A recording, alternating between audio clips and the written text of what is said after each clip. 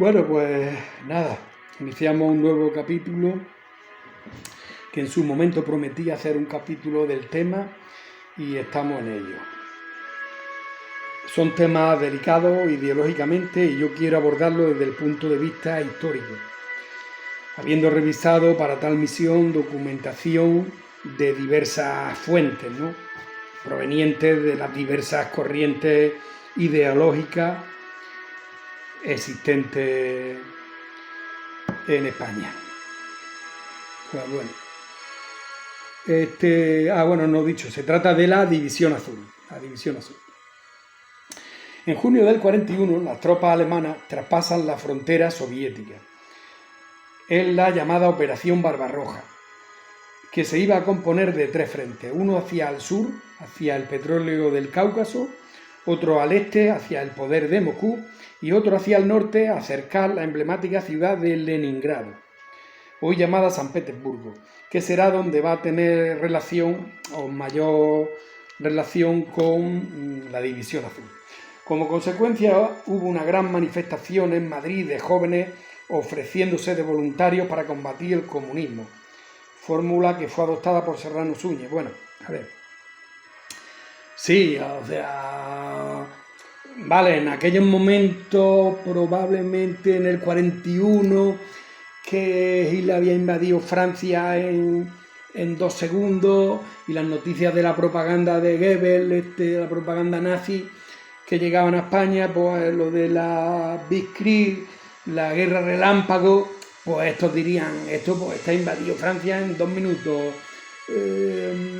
Austria, Checoslovaquia, Polonia, pues Rusia, vale, en vez de 2 minutos, 5 minutos. Pues entonces ya ellos se veían allí desfilando en la Plaza Roja de Moscú, ¿no? Entonces, pues claro, lo que es al principio, pues... Entonces, Serrano Suñer va a adoptar esta fórmula de... Pero bueno, España, Franco había declarado primeramente neutralidad y no beligerancia. No podía mandar, pues, al ejército o parte de él como tal. Así que se prestó a enviar un contingente de voluntarios en la ayuda al bando alemán en pago a la ayuda alemana prestada en la guerra civil. Y ahora tengo aquí uno. No, pues entonces eso, se forman cajas de recluta en todas las ciudades y los alemanes ponen la condición de que al menos la mitad de los oficiales sean profesionales.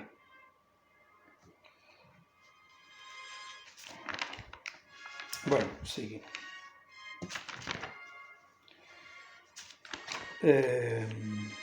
Serrano Suñer, bueno, hay que decir que España está en plena posguerra, con más hambre que otra cosa, ¿no? Y Serrano Suñer, cuñado de Franco, que en ese momento es el ideólogo del régimen, creo que es ministro de Exteriores o...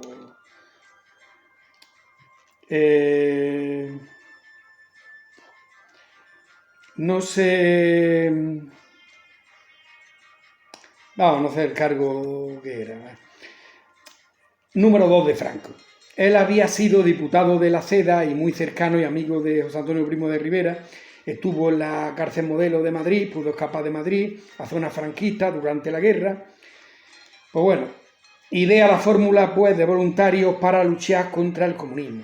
Se produce en el contexto de la llamada de voluntarios que hizo Alemania a toda Europa, de voluntarios anticomunistas de 30 países, que llegan a conseguir pues, 1 millón de europeos, ¿no? Mayormente son estonios, letonios, lituanos, ucranianos, azerbaiyanos, bueno, azerbaiyanos no sé, pero polacos, rumanos, porque Rumanía en la Segunda Guerra Mundial cambia de bando. La primera está a favor de Rusia y la segunda está en contra, ¿no? Porque se ha anexionado esto, Moldavia, que en un momento Moldavia y Rumanía son Besarabia.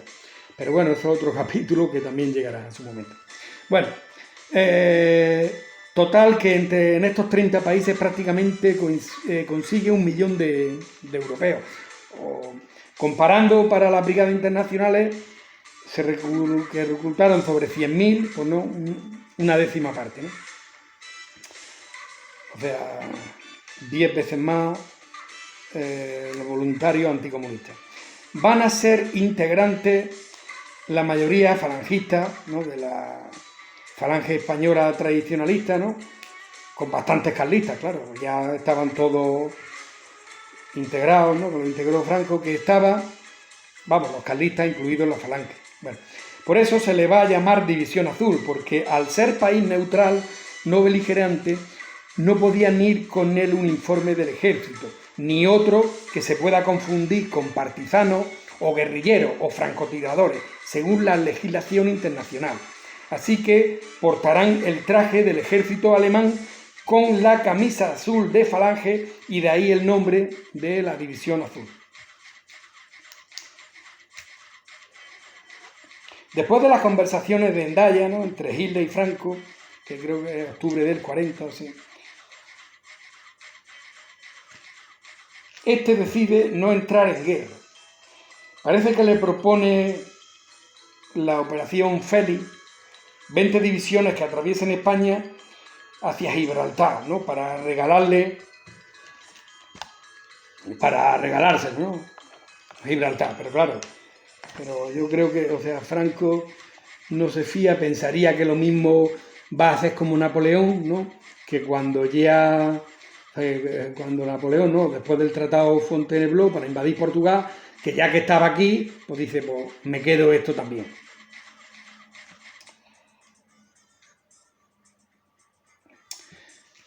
Bueno, Franco en 1939 se declara neutral. En 1940, después de la guerra relámpago, ¿no?, lo que hemos dicho antes, Blitzkrieg, que invade Francia, Alemania en cuestión de días, en mayo del 40, se declara no beligerancia. Exactamente, yo no entiendo la diferencia. Bueno, vale, neutral, eres neutral, y no beligerante, eres no participante. Pero parece que puede haber ahí algún matiz, que en la no beligerancia, aunque no eres participante, pero bajo la fórmula esa de voluntario, pues bueno.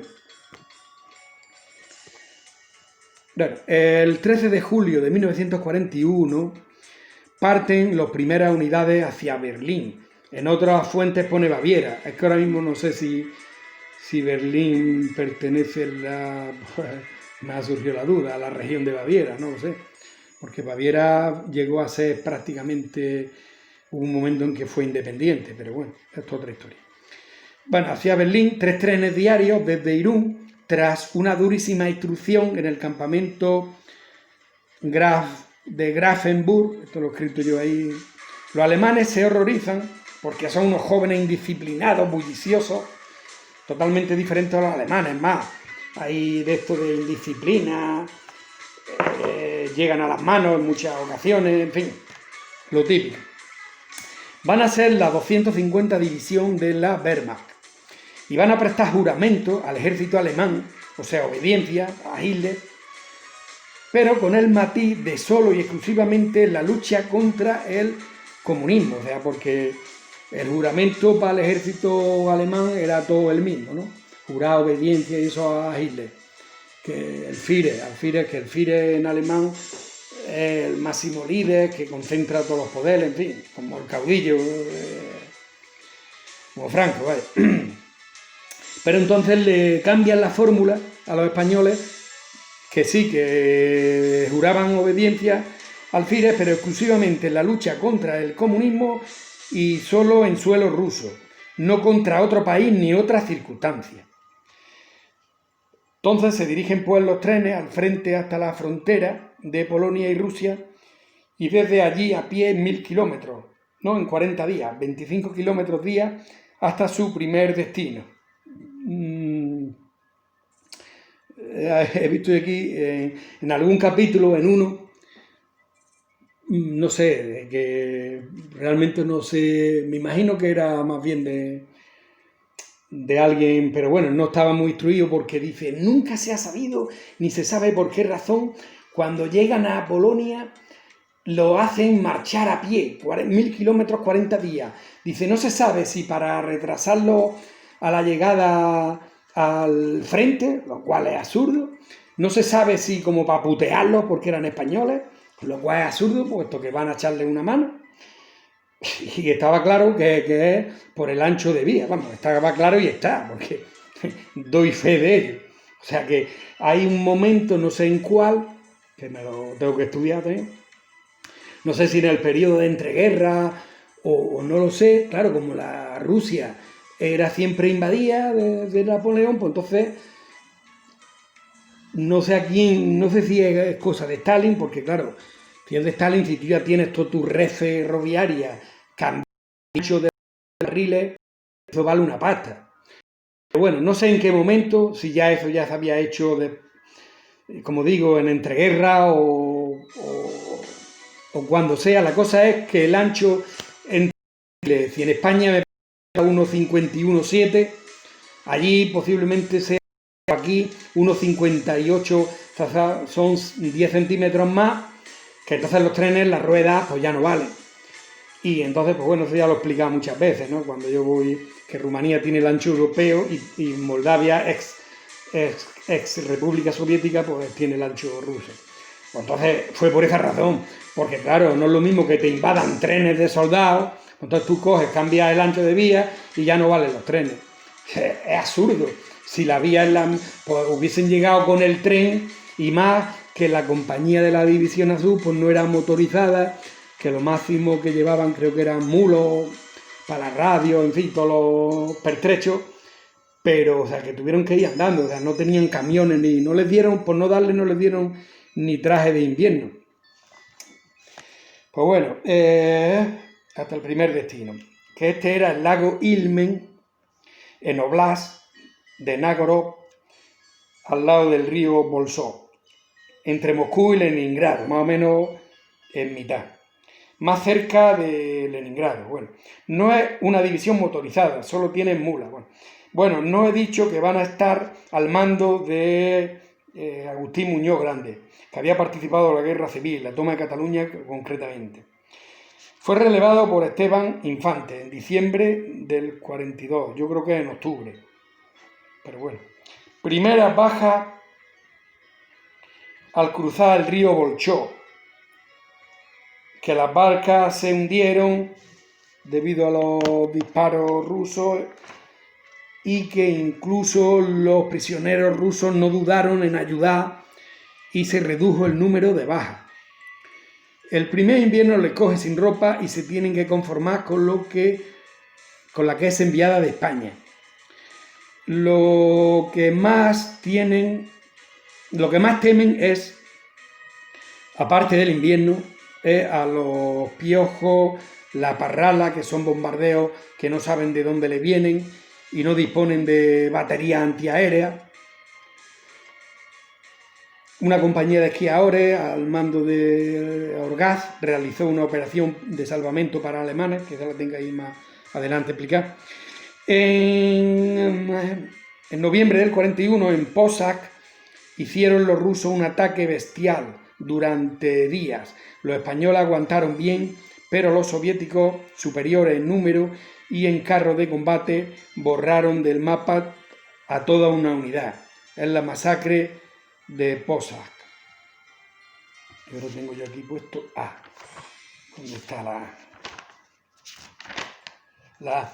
En una población cercana al lago Ilmen, en Vivac, ha quedado aislada una división alemana. Hay que llevar una unidad de enlace que llevan transmisiones y les condujeran, ¿no? Para llevar transmisiones y que les condujeran el camino de vuelta a los supervivientes. La misión es encargada a una unidad de esquiadores españoles, al capitán Orgaz, al frente de 206 hombres que cruzan todo el lago Ilmen helado, ¿no? En 1942, a menos 40 grados, en enero del 42, a menos 40 grados. Atraviesan el lago y a la mitad del destacamento se queda congelado. Después de combates encarnizados, la misión es completada con éxito, salvo por la pequeña salvedad que de los 206 vuelven sanos y salvos 12. Después, creo que en agosto del 42 se desplaza ya hay una orden y que ya los desplaza hacia el cerco de Leningrado, ¿no? Porque desde septiembre del 41 Hitler ha hecho un cerco a la ciudad de Leningrado y entonces pretende matarlos de hambre con el tiempo. Entonces, para reforzar ese cerco, los desplaza. Entonces, la idea que tenían los primeros divisionarios que iban ahí a Moscú, pues eso ya se les quita de la cabeza. Después de, creo que en agosto se desplaza al mando de Esteban Infante.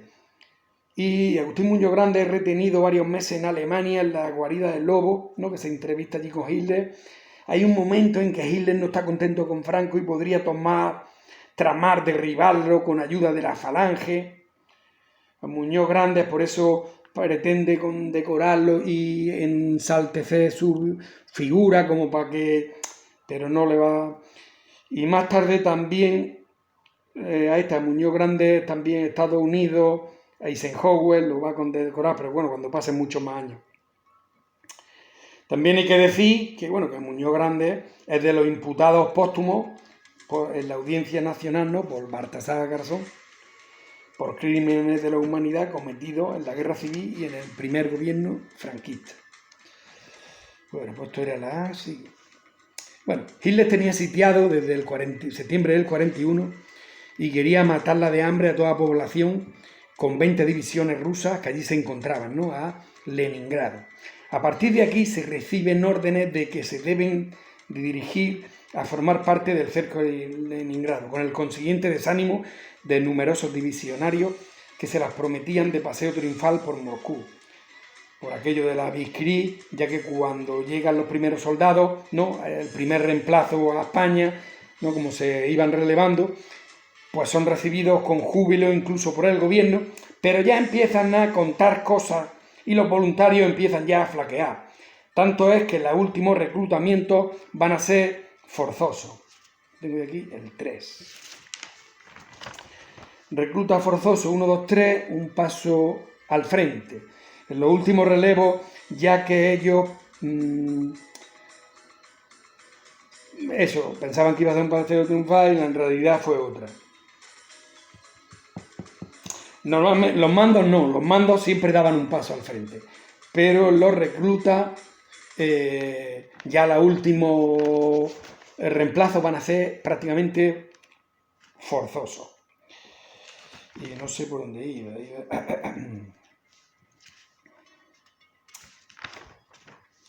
Sí. Una vez emplazada en Krasnivor, pues aquí ya viene la batalla grande, cada vez... Bueno, a ver si me da tiempo. Es que son un huevo de... Voy a tener que hacer 2 capítulos, creo. Vale. Una vez emplazada en Krasnivor, Stalin prepara una gran ofensiva para romper el cerco y elige la zona de los españoles pensando en que iban a estar peor desabastecidos y con menos moral que los alemanes. Los españoles defendían 2 kilómetros aproximadamente. 2 kilómetros con 6.000 hombres frente a 44.000 rusos con 100 tanques.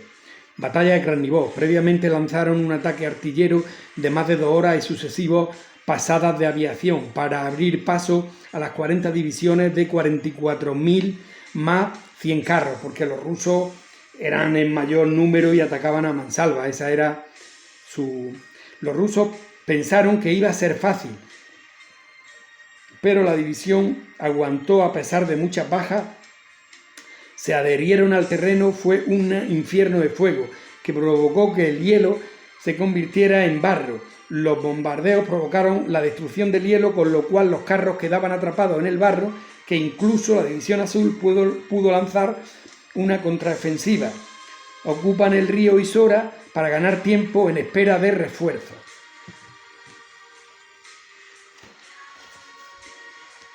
Después de este infierno, 3 horas sin parar de metralla, piensan los soviéticos que todo ha quedado arrasado. Mandan a los carros de combate y las unidades de vanguardia de tierra aguantaron el fuego de artillería. Los divisionarios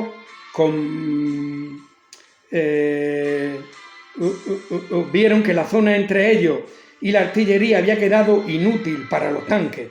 Abandonaron sus trincheras y se colocaron en los cráteres de la artillería. Los tanques quedan atrapados en el lodazal. La temperatura sube casi 20 grados en pleno febrero. Esto era febrero del 43. Se derrite el hielo. Los rusos empiezan a entrar entre los huecos de los tanques y en ese momento empiezan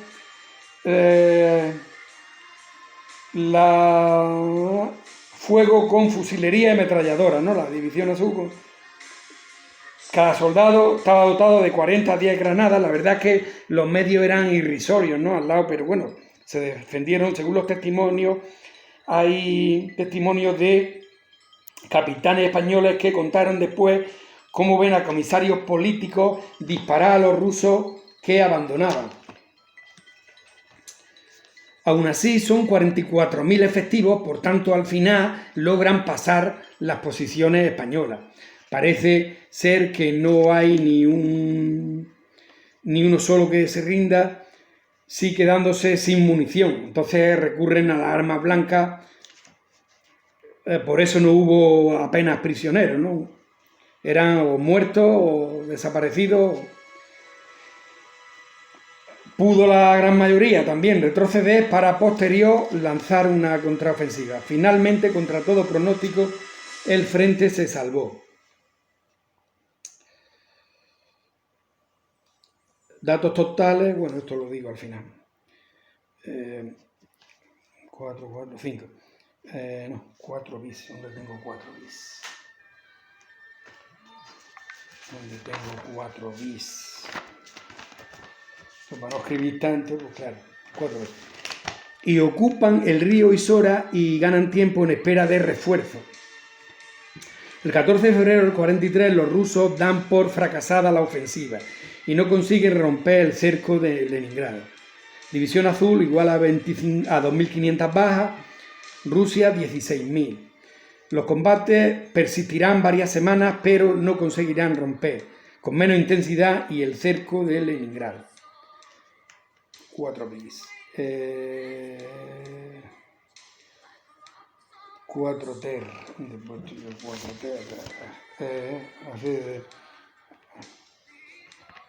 Bueno, se dice que tal cantidad de munición en las 3 horas, ¿no? En la primera, en la ofensiva de las 3 horas de artillería rusa, sin parar, una cantidad equivalente a casi todo lo gastado en la guerra civil española. Esto no me lo puedo creer. No va a gastar en 3 horas lo que se ha gastado en toda la guerra civil, en las batallas del Ebro, pero bueno, lo dicen los historiadores. El 5, ¿dónde está el 5? Los últimos meses de la División Azul transcurren en este último frente con ataques y contraataques, con serias bajas en las dos partes, pero sin magnitud como la de Krasnivor. Finalmente, el 12 de octubre de 1943, Franco firmaba la orden de retirada de la división. Las circunstancias actuales, política internacional del momento, aconsejaban tomar distancia con el eje. Esto es, está viendo que está perdiendo la guerra a Alemania, por tanto mejor es quitarse del medio cuanto antes. Por otro lado, nadie podría reprochar a los españoles de no haber dejado bien alto el pabellón. Habían cumplido sobradamente.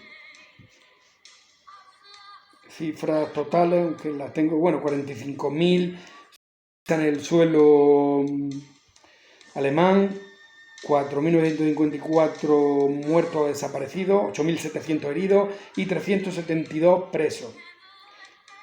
Estos últimos no los devolverán hasta 1953, hasta el 54, ¿no?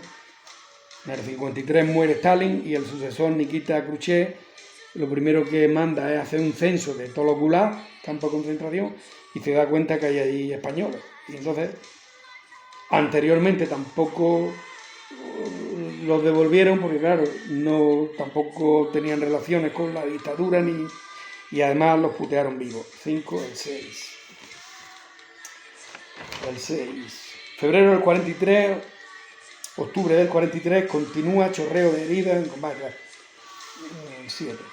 No hay un solo caso documentado de crímenes de guerra, ¿no?, contra la población o crímenes que se achaquen a la División Azul. Es más, los alemanes llegan a decir de los españoles que son unos blandos y no se ceban con la población. Y bueno, no va a dar para otros 25 minutos, pero sí quedan por lo menos 10 minutos. Por tanto, pues nada, habrá que hacer 2 vídeos.